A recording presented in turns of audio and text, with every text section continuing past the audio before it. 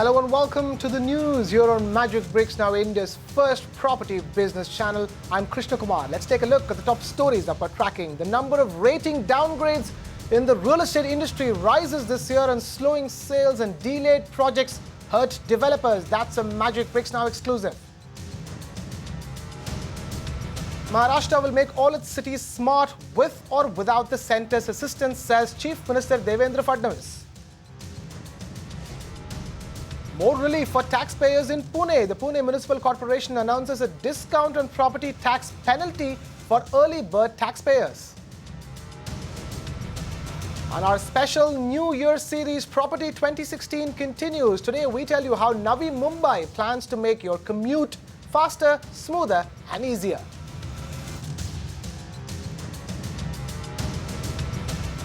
Straight up, our top story will make Maharashtra cities smart with or without the centre's assistance. The Chief Minister, Devendra Fadnavis, announcing a plan to make all the Maharashtrian cities smart using funds raised from investors. We have my colleague Aishwarya Paliwal with this report with the details of the CM's plan for Maharashtra this year. Take a look.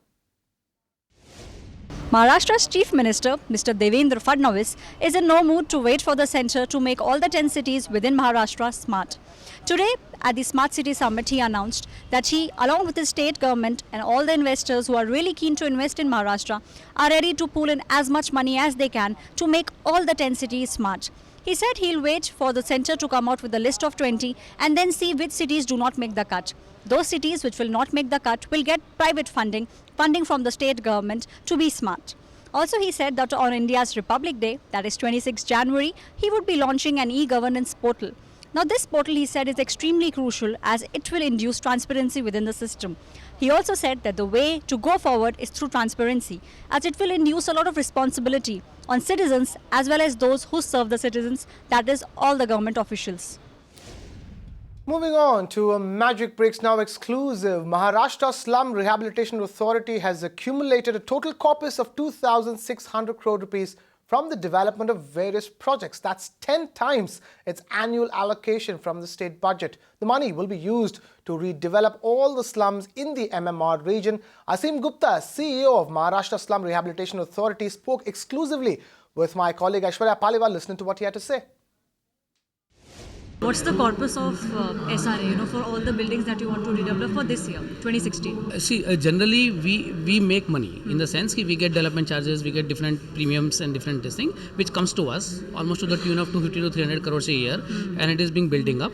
We have around 2,500, 2,600 crores in the bank at present, which has to be used for development of slums. Any specific areas where you see development can be done in a speedy manner in whole of Maharashtra, specifically in Mumbai? I'll talk about Mumbai and Thane because these are two regions which are directly under me.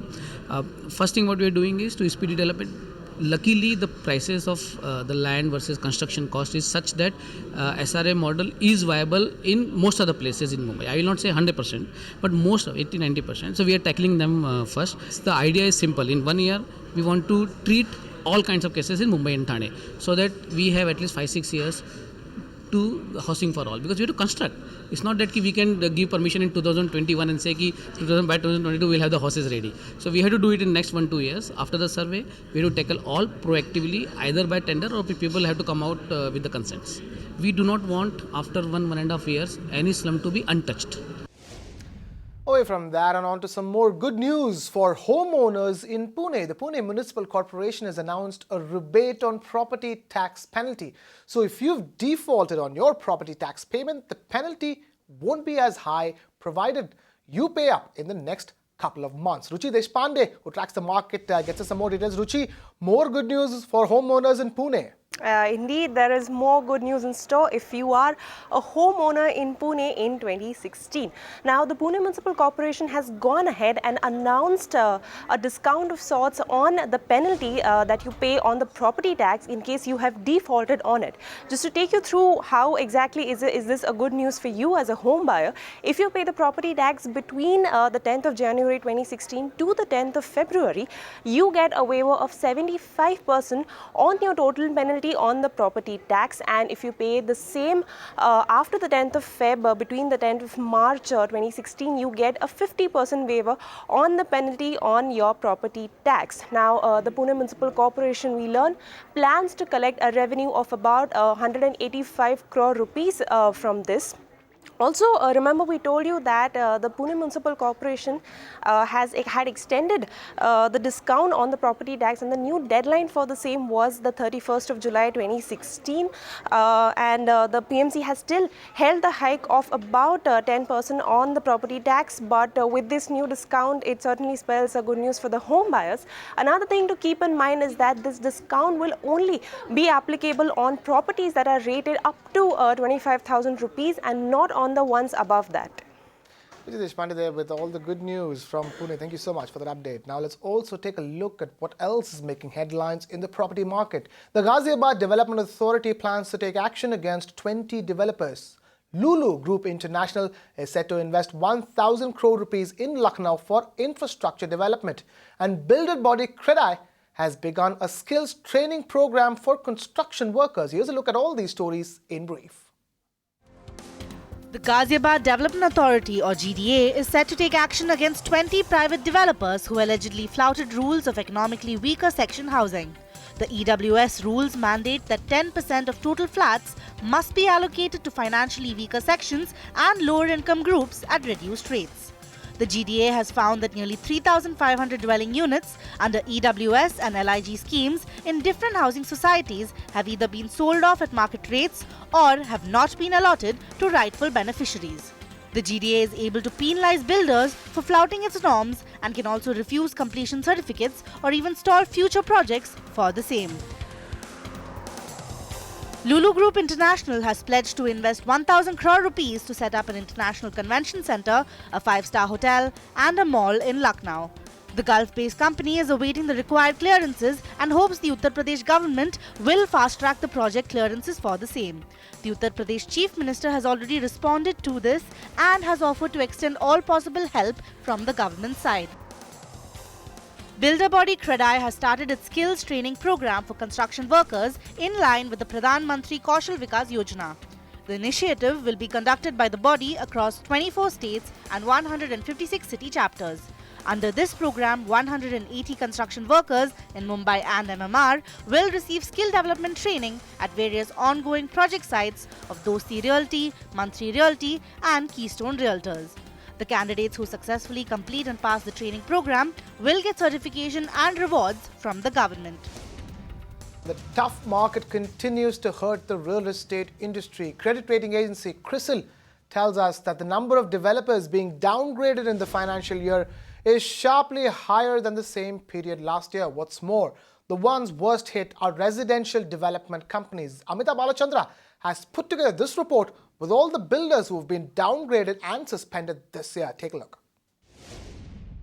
That's right. According to CRISIL ratings of the last 6 months, that is between April 2015 to September 2015, has seen a lot of upgrades and downgrades in the real estate industry when compared to the previous fiscal. What's also emerging from this trend is that most of these players that you see right now are residential players. Now this of course is evident of the fact that the last 1 year has not been very good for the residential real estate market. Now of course CRISIL ratings has downgraded or suspended these builders simply because most of them have not been diligent in repaying their debt to their lenders. That's the biggest reason of course, because their credit ratings and also because they may not necessarily pay heed to timely delivery of projects. So these are the two reasons. But of course, before figuring out whether it is worrisome at all, we must take a look at the rating scale. And although some of them have been downgraded,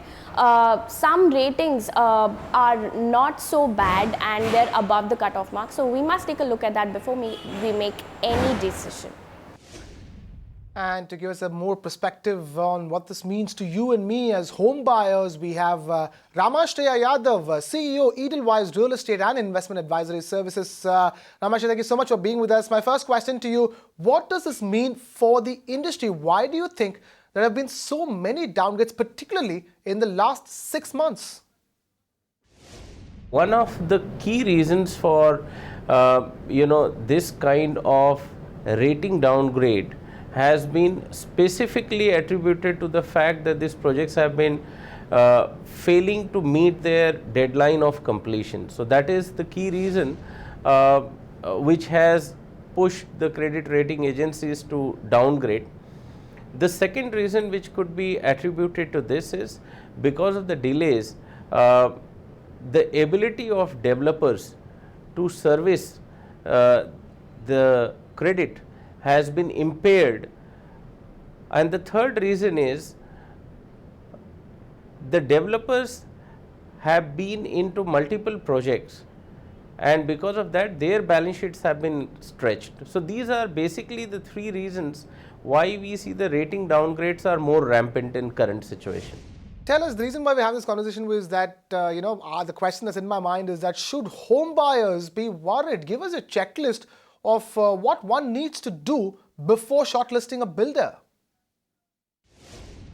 Basically, when a home buyer is looking for buying a new property, or maybe a home buyer is the first time buyer of house, he should essentially look at 2-3 things. One is the brand or the franchise that he is going to buying in, because that's the key to delivery. And the second part would be looking at the project from the perspective of the regulatory permissions, at which stage the permissions have reached. And the third is the financial health of the developer. And if you combine all three, this is where it becomes very essential to look at a mechanism of rating of the particular project that would help essentially a first time buyer. All right, Ramashray, I'm going to let you go with that. But one last question. What is your outlook for the industry going forward from here on? We are looking ahead in a next 12 to 18 months where there will be more efficient offtake in the inventory, and we are also seeing that newer the buyers are coming back in the market. Now, coupled with the regulatory environment which has been easing over a period of last 12 to 18 months, and now buyers are coming back in the market, I think there will be a lot of transparency coupled with the regulatory bill in real estate which is being talked about.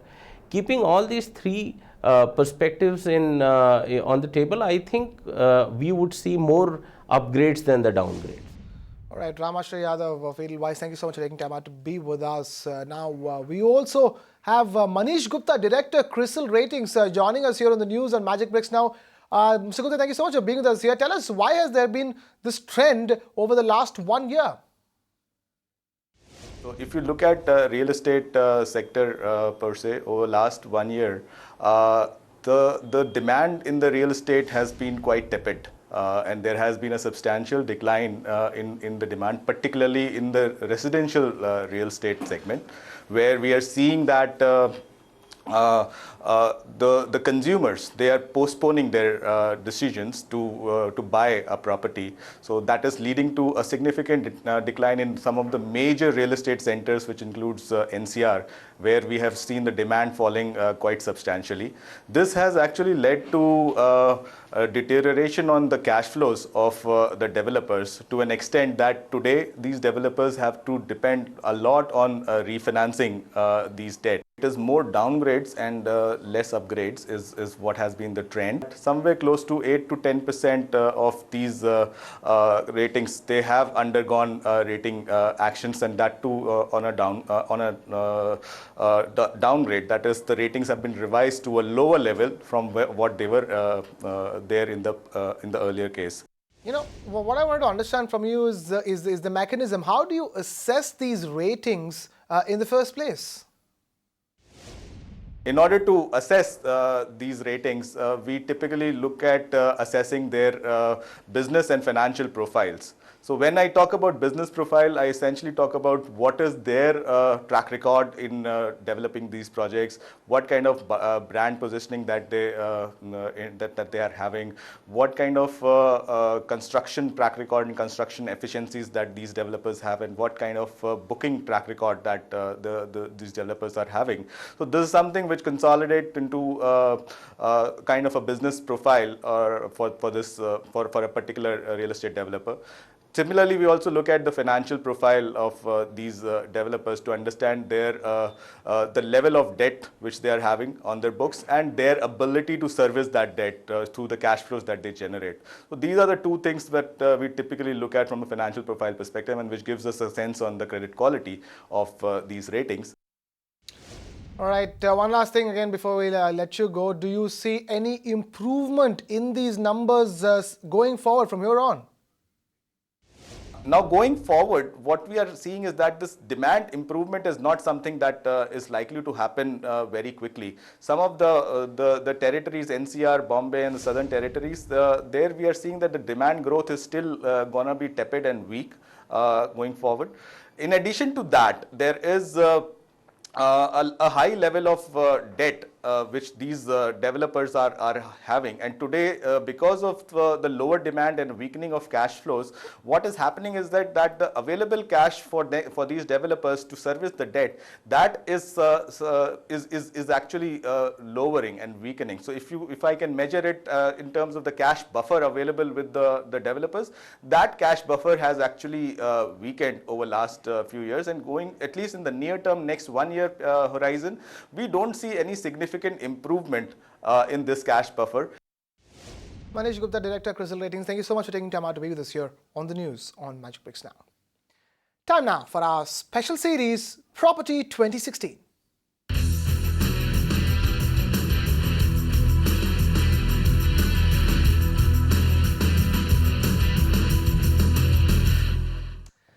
As always, we tell you what your government has in store to make your daily commute faster, smoother and easier. Which are the major infrastructure projects that will get going in 2016? So far, we've told you about the Delhi NCR and Mumbai markets, and today we shift focus to Navi Mumbai. My colleague Ruchi Deshpande tracks that market, and she gets us this report with all the details. 2016-2015 was certainly the year of infrastructural connectivity for Navi Mumbai. Now note that out of the major infrastructure projects in Navi Mumbai, most of them were handled by CIDCO, or the City Industrial Development Corporation, that holds 7 out of 14 nodes and is responsible for the development under them. Just to take you through the 4 major infrastructure projects that have taken place in 2015 in Navi Mumbai, we have the Navi Mumbai International Airport, the coastal elevated road within Navi Mumbai.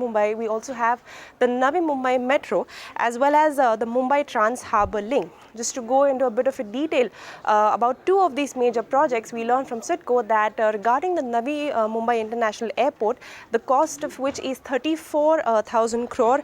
The pre-development work for the same will start by February this year, that is 2016, and 4 bidders for the same have already been shortlisted, and the final name will come out in April or May of this year, that is 2016.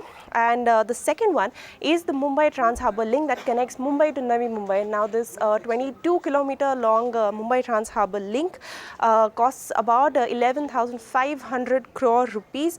The tenders for which will be issued by March, and the deadline for both these major projects is 2019. Ruchi Deshpande there with Navi Mumbai's plans. Thank you so much for that update. And to get us more perspective on that, we have V. Radha, Joint MD at CIDCO, joining us on the phone line. Thank you so much for being with us here on the news on Magic Bricks Now. Well, what are the infrastructure projects planned in Navi Mumbai for 2016? 2015 has been a very important year for CIDCO. I think 3 of the key projects that CIDCO has concentrated, of course, everybody is aware of the Navi Mumbai International Airport. Almost all the important approvals have been received, and the pre-development works, which costing 3,000 crores plus, the bids have been issued. And in fact, the bids are being opened today as I speak. So we can hope to see actual work beginning on the airport, which had begun technically in 1997 this year. So I think what work which was tied up in 2015 we'll see. All the bidders got shortlisted. The 4 bidders through the RFQ process of the airport got completed in 2015. And you'll see that the bidder selection, final bidder who will do the airport will also happen this year. Third, of course, is the much-awaited NANA project. Just to get the viewers on board about what is NANA. It's Navi Mumbai Airport Influence Notified Area. So this is in the range of 25 kilometers area around the airport that is coming up. So CIDCO had decided way back that if with the airport coming with 15,000 crores investment, it's bound to have a huge urbanization impact.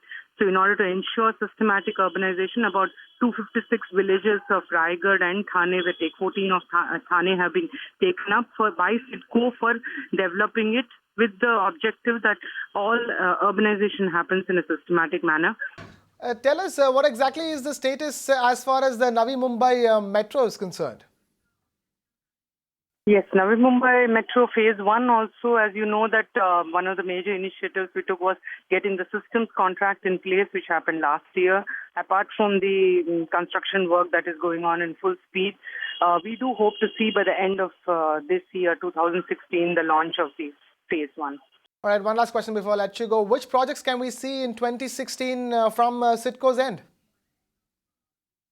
I think there are so many projects which are happening. Just to name a few, I think we work in coordination with both national highways and, of course, state highways, NH4. So there are series of projects which are in either at the final land acquisition stages or actually happening. And multimodal corridor, we are working with MMRDA.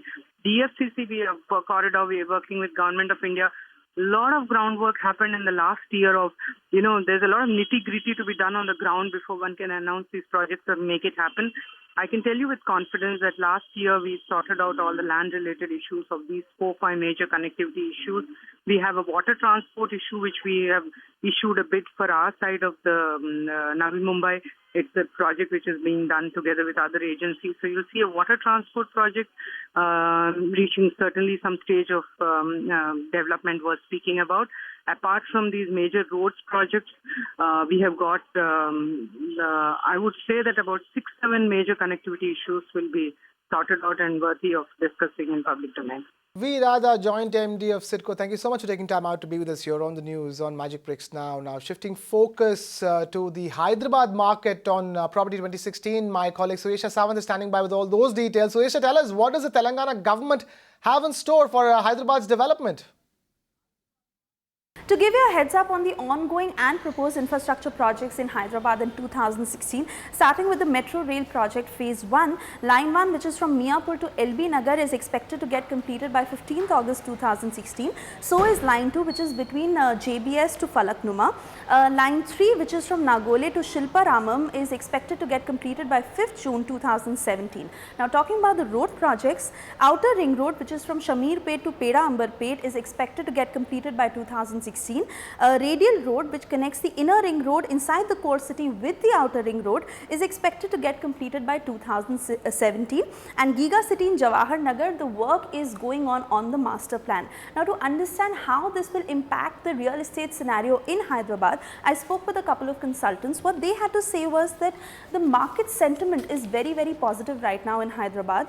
There is a lot of demand by IT companies for office space in Hyderabad, so much so that the supply is not matching up to it, and this will automatically create a lot of demand in the residential sector, especially the western corridor of the city is likely to pick up. And what they also had to tell me was that investors are showing a lot of interest in the residential market in Hyderabad, and on the whole the sentiment is very positive. Sentiment is very positive. Thank you so much for that, Suresha. Those are the big upcoming infrastructure projects in Hyderabad. But if you want to know about which are those hotspots that will benefit from these projects, then make sure you tune in to the Urban Debate tonight at 9 p.m. where our editor Faye D'Souza talks to Veera Babu, Managing Director, Hyderabad, Cushman and Wakefield, and Vasudevan Iyer, Director, Hyderabad, Knight Frank. The panelists will pick their top investment destination that will double your returns, and you don't want to miss that one. And with that, we're completely out of time here on the show. But remember, if you have any feedback or suggestions for us, write to us on the email ID flashing on your screens. We're also on Twitter and Facebook, so feel free to tweet to us or post your query on our Facebook page. Also remember to check out our live streaming website www.mbnow.in. And with that, it is a wrap on this edition of the news here on Magic Bricks Now. Thank you so much for watching. This is Krishna Kumar signing off.